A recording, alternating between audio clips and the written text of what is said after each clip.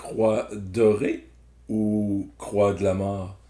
Allô, nous sommes à la 69e petite capsule sur mon défi de 90 petites vidéos en 90 jours.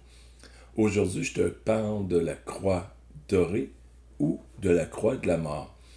Si tu te réfères à la petite capsule d'hier que je parlais de la moyenne mobile et comment le calculer, ici, je te parle maintenant d'une deuxième. On ajoute une deuxième moyenne mobile un peu plus longue. Donc, on peut en avoir une très court terme, environ 5 jours. Et si on en rajoute une à 20 jours, ça va faire une nouvelle courbe sur le graphique. Donc, il va y avoir toutes les cotes de bourse qui bougent, fluctuent très rapidement. Et la moyenne mobile à 5 jours va fluctuer quand même rapidement, mais moins rapide que le prix de l'action. Hein. On vient faire une moyenne sur 5 jours. Donc, c'est normal que ça va être moins rapide comme variation. Et si on fait une de 20 jours, ben, c'est encore moins rapide le changement de variation parce que ça prend plusieurs journées pour modifier vraiment la tendance de cette courbe-là. Et là, on en arrive à ce que c'est qu'une croix dorée et une croix de la mort.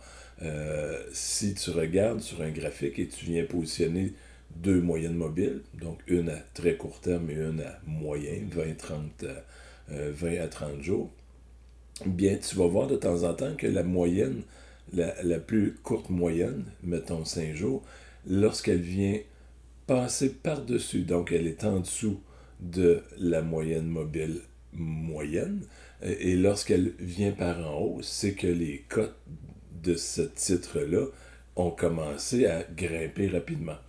Et lorsque la moyenne court terme passe par-dessus, au-dessus de la moyenne moyen terme, bien, on est dans un élan haussier.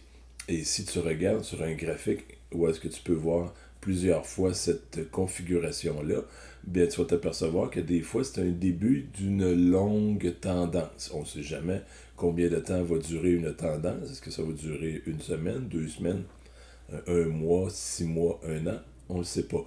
Mais une fois que cette configuration-là s'est faite, on appelle ça une croix dorée. Donc, c'est un genre de go qui vient dire, ben, oups, il y a quelque chose qui bouge à quelque part, le titre est en train de s'envoler vers le haut. Et c'est le même effet pour la croix de la mort.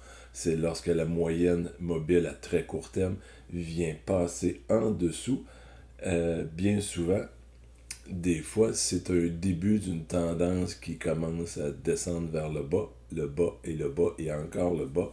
Et on ne veut pas être dans ce genre de tendance-là. Donc, on appelle ça la croix de la mort. Et des fois, je t'invite à regarder plusieurs graphiques. Quand tu verras cette configuration-là, tu vas peut-être voir que des fois, c'est pas juste quelques jours, c'est quelques semaines, quelques mois, où est-ce que ça va dégringoler.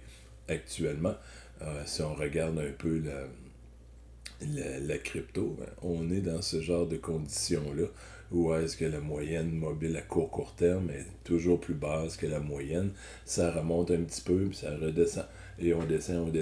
On a eu une croix de la mort il y a plusieurs journées. Donc, j'espère que tu as trouvé de la valeur dans ce que je viens de te donner, ainsi que dans les 68 premières petites capsules où est-ce que j'ai donné des petites pépites d'or, d'astuces pour t'aider dans tes finances et un peu la gestion de temps en temps.